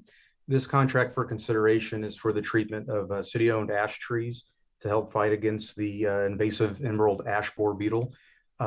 This invasive species began to show up in our region around 2014, and there's been an ongoing effort region-wide to kind of slow the damage caused by the species. Every 3 years, the city contracts to treat approximately 287 ash trees that help contribute to our urban tree canopy. Bids for this treatment were received on March 25th, with the Davy Tree experts being the lowest and best bid for $32,359. Staff recommends the award, and with that, I'll be happy to answer any questions. Councilmember Clevenger. Yeah, and this may be a question you may or may not be able to answer. This is like the third go round of the treatments for the emerald ash borer. Do we have like a inventory, or do we have a study done, or will it be maybe done after this third go round of the effects of these injections and how they're doing with the trees, if the trees are getting any more infested, or if the infestation is gone. We've gotten rid of the ash borers. Because I know at one time we asked if we had a tree inventory, which Pat Hauber, our previous director, said that we did pretty recent tree inventory, but just kind of a monitoring of how these injections are going and how the trees are responding. Could you or anyone in staff speak to that? Sure, absolutely. So we do have a tree inventory. The tree management plan was done back in 2017, actually by Davy tree experts. It does classify each species of tree. So it does account for the ash trees. We're looking at updating that study as going forward. And again, just reevaluating as we do each treatment cycle, whether the effectiveness of this is warranted in the future. Thank you. Are there any other questions? Is there a motion? Move to approve. Second. Councilmember Safer, Yes. Councilmember Smith, Yes. Councilmember Tull, Yes. Councilmember Clevenger, Yes, ma'am. Councilmember Stewart, Yes. Councilmember Clark, Yes. Councilmember Farr, Yes, ma'am. Councilmember DeLong. Yes. 8-0, motion carried. Item 23, award of contract, One North Landscape Maintenance, resolution number 21-027. Thank you. I'll call on Mr. Sands. Good evening again, Mayor and Council. Thank you for the time this evening. This contract is for the maintenance of city-owned landscaping at the One North development.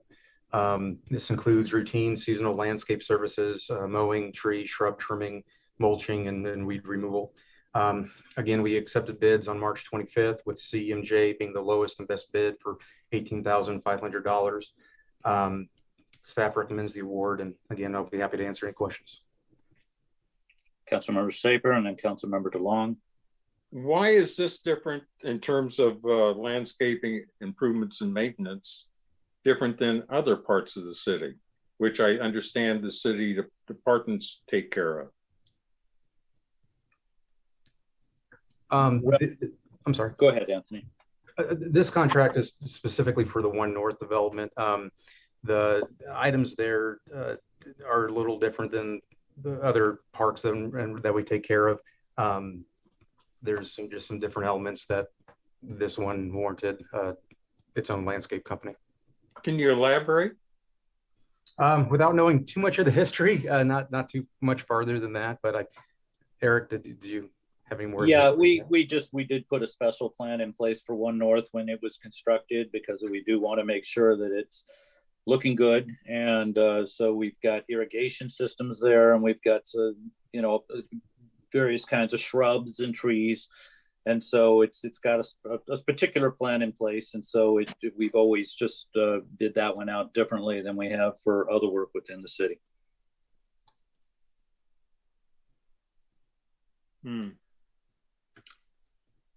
Councilmember DeLong.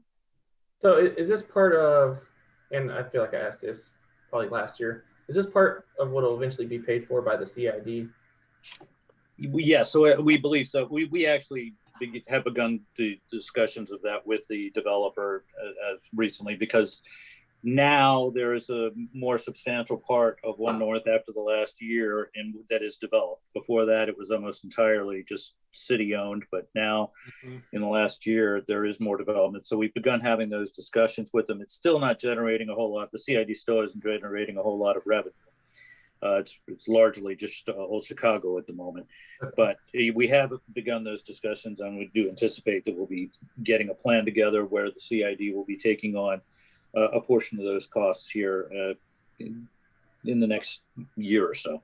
Okay, well then that kind of answers the second part of my question is hopefully things continue to open and go in there, and then we shouldn't, eventually this will fall off of us and fall onto the CID. But thank you. Are there any other questions? Move to approve. Second. Councilmember Saper, Yes. Councilmember Smith, Yes. Councilmember Tull, Yes. Councilmember Clevenger, Yes, ma'am. Councilmember Stewart, Yes. Councilmember Clark, Yes. Councilmember Farr, Yes, ma'am. Councilmember DeLong. Yes. 8-0, motion carried. Item 24, budget amendment, survey services related to 16th and Clay parking lot, resolution number 21-021. Thank you. At its meeting of February 16th, the City Council approved measures which, among other things, call for the city to demolish a building currently owned by George Costello and design and construct a parking lot between 16th Avenue and 18th Avenue.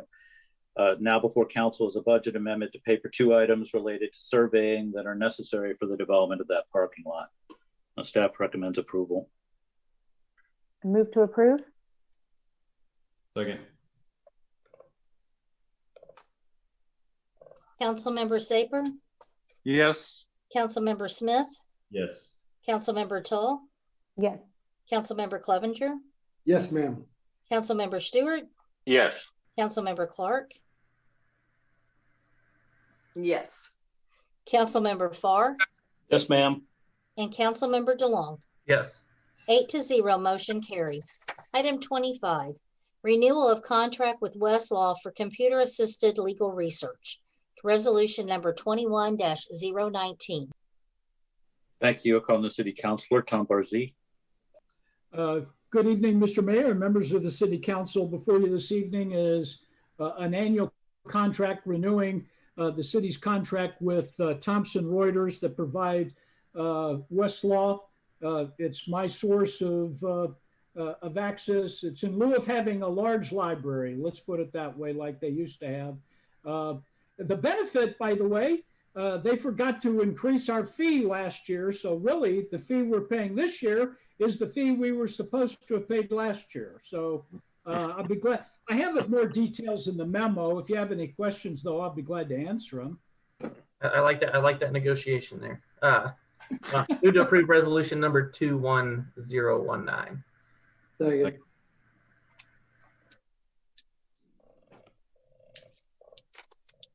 Councilmember Saper, Yes. Councilmember Smith, Yes. Yes.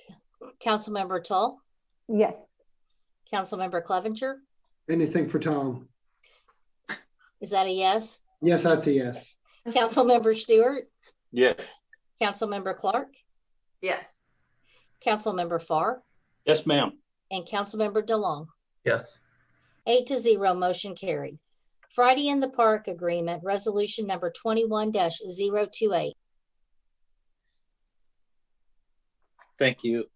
Submitted for council consideration is a resolution to renew Ken Rummert's contract for coordinating the city's Friday in the Park weekly concert series, which runs from June to September. The agreement involves a fee increase, as discussed in the staff memo. Actually, I think that's an old comment. It's the same fee, I believe, as it has been in the past. And all other aspects of the agreement are the same as for the 2020 season. We recommend approval. I move to approve. Second. Councilmember Saper, Yes. Councilmember Smith, Yes. Councilmember Tull, Yes. Councilmember Clevenger, Yes, ma'am. Councilmember Stewart, Yes. Councilmember Clark, Yes. Councilmember Farr, Yes, ma'am. Councilmember DeLong. Yes. 8-0, motion carried. Item 27, emergency health order prohibition on public gatherings. Thank you. The city's 10th amended order arising from the spread of COVID-19 contains a provision that prohibits any gathering of more than 50 people on city-owned property, except for city-sponsored events on such public property where the city maintains control of the planning, organizing, supervising, and carrying out of the event. Given recent discussion regarding this provision, staff seeks direction on the question of the city issuing an 11th order or removing that prohibition. Is there any discussion? Councilmember Smith and then Councilmember Saper. So I asked to have this added back in or put on this agenda in light of the us approving the Brandon Russell Flash Dash race, the 5K. They really need to be able to plan for this. It's a pretty big undertaking, and right now they're operating in kind of this gray area that they can go forth if we remove this. To that end, I had a question. Does anybody know about the Clay County order at this point? Does it have a gathering limit outdoors? The Clay County order does not. This is a city-specific provision. Okay, because I know they had gone up to 250 kind of without announcing it at the time we set this 50 on. Do any other cities surrounding have this kind of limitation, or are we aware of that? I'm not aware of any other city having that. I'm not overly familiar with every single order, but this was something that the city council put in in response to a specific event that occurred at Malcolm Park. So I think it's fairly unique to North Kansas City. Okay, that was what I thought. I would be in favor of removing this item from the emergency order. Councilmember Saper. In light of the ongoing pandemic and the continuing threat until we get more and more people vaccinated, I think this might be just like a month or two too early. And I would like to actually hope we would delay it for a period of time, and it would not interfere with the race. Councilmember Smith. Eric, would this interfere with the race? No, I'm not sure I understand the question. Councilmember Saper is suggesting that you keep yes, it would. I mean, to answer your question, because it would have more than 50 racers. So if you kept the provision in place, I don't think, if it was in place on the date that they wanted to have the race, then I don't think they could have the race. No. Right. That was the reasoning for bringing it on. And we enthusiastically approved that race with the understanding that this would likely be, this item would likely be removed by the time of the race so that they could go forward. Hence the reason it's coming here tonight. And with us being the only part of the metro or part of, I don't know anybody else that has something like this, because this was something we added to be specifically, this is unique to us. So I don't think we're doing anything different than other cities are by removing it. Councilmember Saper. Remind me of the date of the race. It is, I believe, May 22nd. So we would still have time to do this at 2 or 4 weeks from now. And I think we probably could and would. Yeah, they need to know so they can plan. Oh, I understand that. The likelihood is that we would be able to do it, but other things could happen in the next 2 to 4 weeks. And this is, on the national level, they're pointing this out. It could be a very crucial time. Councilmember DeLong.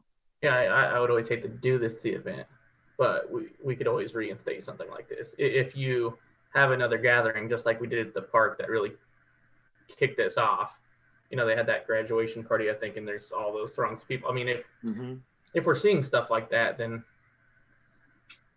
you just got to go back, I guess. But we could do that. I don't know, just thinking an alternative.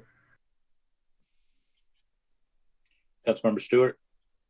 Yeah, I do. I mean, I appreciate Tony's viewpoint on it, but I also agree with Jesse. You know, if we're the only municipality to do it, how important is it? I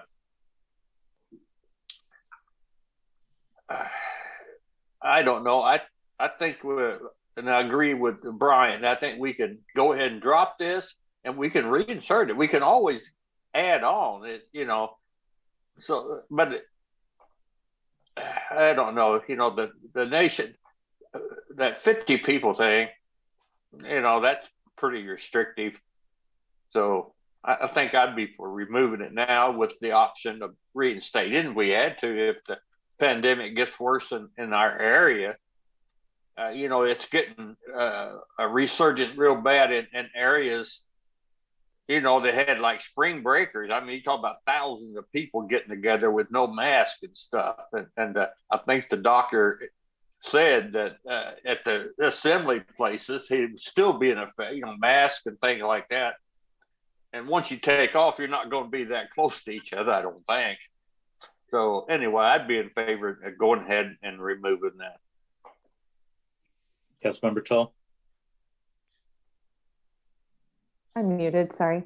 I went ahead and looked up Casey Mose just so we were talking about it. And their rules, not about numbers, but about wearing masks, is that if you're exercising outside, you don't have to wear a mask as long as you can stay 6 feet away from other people. And I feel like the plan that was put in place, starting them off in small batches and multiple start times, I think they kind of planned for that in their original plan. So I would support dropping it as well. Councilmember Saper. Yeah, I think they've planned this race very well, and I applaud them for that. I am persuaded that as long, in terms of dropping it, as long as we're mindful and prepared to reinstate it, should things change, and they could change very rapidly. We need to be prepared for that. So providing that, I could support it. So is there a motion to issue an 11th emergency order removing the prohibition on gatherings of more than 50 outdoors? Do we need a motion for this, or is this something the mayor does? Well, I think we'd like direction from the council to have the mayor do that. I would move to remove the prohibition on gathering of more than 50 people on city-owned property. Second.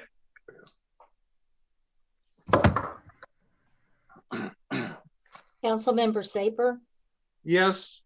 Councilmember Smith, Yes. Councilmember Tull, Yes. Councilmember Clevenger, Yes, ma'am. Councilmember Stewart, Yes. Councilmember Clark, Yes. Councilmember Farr, Yes, ma'am. Councilmember DeLong. Yes. 8-0, motion carried. Item 28, approving accounts due and payable by the city through April 2nd, 2021. Bill number 7592, ordinance number 9389. Sorry about that.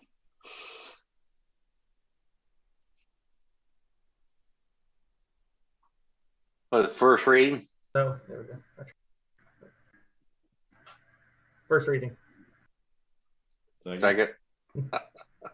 Get used to it.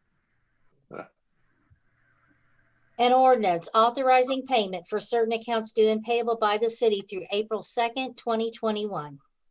Oh, I forgot to call roll. Councilmember Saper, Yes. Councilmember Smith, Yes. Councilmember Tull, Yes. Councilmember Clevenger, Yes, ma'am. Councilmember Stewart, Yes. Councilmember Clark, Yes. Councilmember Farr, Yes, ma'am. Councilmember DeLong. Yes. Try this again. An ordinance authorizing payment for certain accounts due and payable by the city through April 2nd, 2021. I move that bill number 7592 be placed on second and final reading and passes ordinance number 9389. Second. Councilmember Saper, Yes. Councilmember Smith, Yes. Councilmember Tull, Yes. Councilmember Clevenger, Yes, ma'am. Sorry. that's okay. Councilmember Stewart, Yes. Councilmember Clark, Yes. Councilmember Farr, Yes, ma'am. and Councilmember DeLong. Yes. 8-0, motion carried. An ordinance authorizing payment for certain accounts due and payable by the city through April 2nd, 2021. Thank you. Next item is staff comments. We have a number of reports in your packet, including status of projects and purchases report, the police department annual report, the YMCA monthly financial report for February. One item, just I would hate to get too much lost in the shuffle, but it's a memo from Community Development Director Sarah Copeland, in which she notes that the city, and I have to give her a lot of credit for having managed to get this done, has been awarded another $6 million, $6,030,000 to accomplish the Burlington Corridor project. With the award of that money, the city has been awarded almost $10 million towards the, at this time, estimated cost of $16 million for the entire project. So that's really quite good news for the city to have accomplished, to have been able to get another federal grant in that amount. And Sarah put in a lot of work to put in that grant application to get it considered and awarded. So congratulations to her and congratulations to the city for that. A couple other things. We do not have a work session scheduled for April 20th. In May, we are planning to have 2 work sessions regarding related to transportation. This in response to concerns that the City Council had expressed about the flex service that we have in the city and the cost to the city. So what we have planned is to have staff from the KCATA here on May 4th. We've been talking to them about possibilities for cost cutting and other possibilities that might arise with regard to the flex service that they provide. And then on the May 18th, we will have the company that we had in a few years ago that we were going to embark on a pilot program with for a taxi-based type of transportation service to talk about what they might be able to do. So that will give the council a couple of different perspectives to consider going forward. So that's in May. And then lastly, I would just note that 3 weeks ago, I did announce that I would be retiring, and I will just announce tonight that my last date with the city will be July 2nd. And that concludes staff comments. We'll move on to council member comments, and I'll begin with council member Saber. I would like to congratulate all the candidates, both the winners and those who did not. It was a hard-fought, very well-fought campaign by everyone. And I would like to do a special shout out in the very hard, very contested race for mayor, separated by only 4 votes. I would like to commend candidate Swearington for the gracious concession speech she made. It was hard to do with the vote that close, and for that reason, I commend him for it.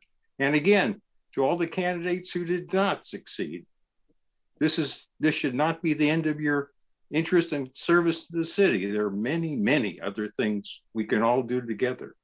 Thank you. Councilmember Smith. Well, Tony said it pretty perfectly. I will echo every bit of that. It was a crazy election season. I look forward to working with our new colleagues coming up at the next meeting. I also want to say a special and heartfelt thanks to the Parks Board. As Bryant mentioned earlier, I believe they really did a lot of work on the ball field situation, bringing in the ad alternates and making sure we have a first-class facility. So thank you to everyone on the Parks Board that had a hand in that. And then to our outgoing council members and friends and Mr. Mayor, it's been a pleasure serving with you. Rick, I'm going to miss you grumping at me every now and then. It's been a fun ride. So best of luck to all of you, and stay plugged in where you can, and enjoy your Tuesday nights back. That's all from me. Councilmember Tull. I would echo those sentiments as well. And I'm excited about getting the baseball field going. And the Parks Department they've been planning for it for a while. They were prepared, they were ready. That was a great meeting. And for those of you that won't be in the next meeting, I'm sorry that we never served in person. I think that probably there was a lost element there, but I feel honored to have served with you. And to Sarah, that's amazing. You guys keep doing great stuff. I honestly think we get a grant or an award at least every other meeting. It's awesome. You guys are doing great. And then another shout out to Chief Hargis. I get my second shot tomorrow, and I can't tell you how many people from all over Kansas City have said that they went to Cerner and just couldn't believe how well run it was. And every single person I've talked to has had a great experience, and everyone feels really fortunate to have this in our area. So thank you so much for the hard work that the staff, the hospital, Cerner, everybody has put in. I know that's many, many man hours to make that happen. So thank you. Councilmember Clevenger. You're muted, sir. Sorry. First of all, get my second shot tomorrow too, and that that Cerner and the Operation Safe is so well run and really one of the best ones, I think, in our county and the city area. Question before I get to my comments on one of the staff reports on the YMCA monthly report. It indicated that they had got hit with some additional expenses, which cost them to be a pretty good hole that month. Can we get some more information, maybe not at this meeting, on expounding on what those were? Yes, sir, I can do it. Okay. First of all, I want to congratulate the winners of the election and thank all of those who ran. It was a very close mayoral race, so had two great candidates that were running, both passionate about the city. Looking forward to working with Mayor-elect DeLong and the new council members. I know some of the new incoming council members, don't really know them too well or know some of them from past experience, and looking to, if any hatchets need to be buried, burying those and getting to work and doing the best that we can for this city. Want to echo about the Parks and Rec Department. The meeting that we went to where they were talking about the alternatives of the ball diamond and what they could bring to the table and help out to get the project done. Very well organized. I know we had a recent change in administration there. We have a new director, which I think is a dynamite hire for the Parks Department. She's really on top of things. She's got a lot of new good ideas. She's listening to the board members and their ideas. So I think she's going to be another rock star for the city, and looking forward to working with her. And thank you to the business people that called in. I want you to know, I know it was probably frustrating to lose that parking. I know, we kind of dropped the ball on communications, but we will always listen to you, as well.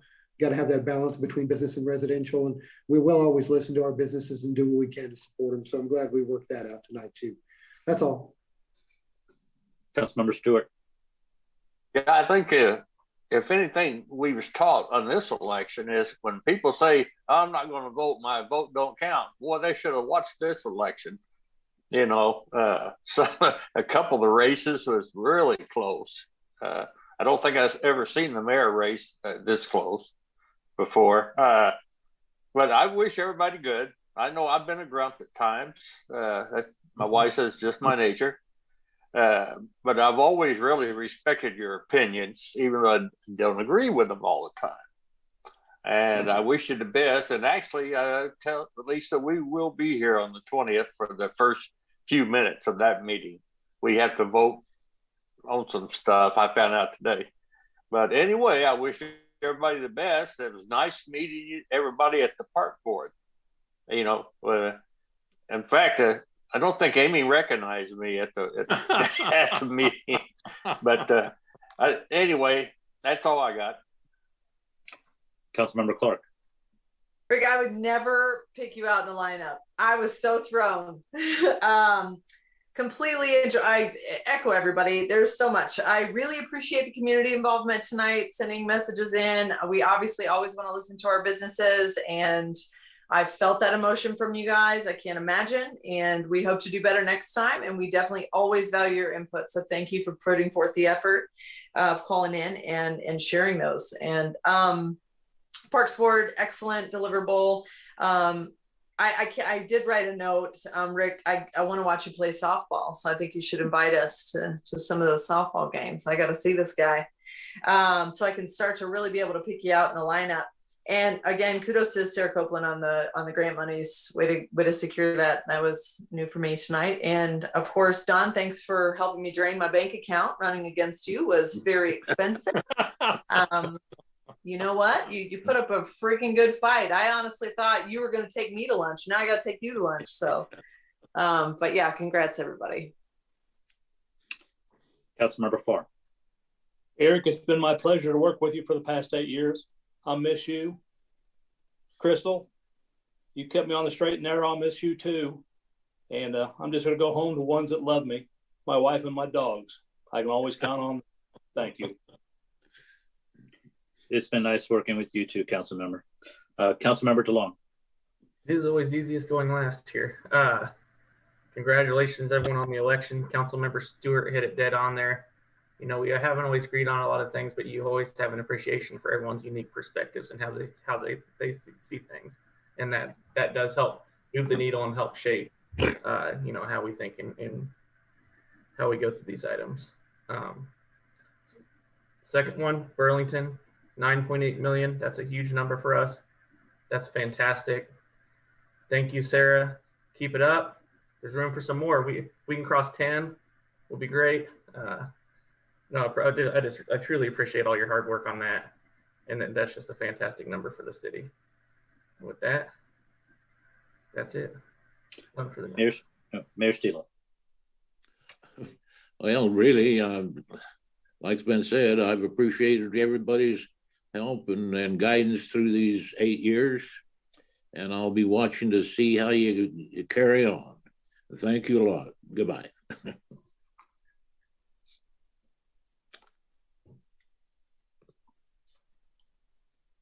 Is there a move to adjourn? Move to adjourn. Second. Second.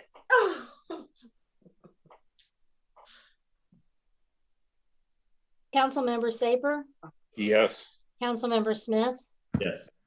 Councilmember Tull, Yes. Councilmember Clevenger, Yes, ma'am. Councilmember Stewart, Yes. Councilmember Clark, Yes. Councilmember Farr. I think he left. Councilmember DeLong. Yes.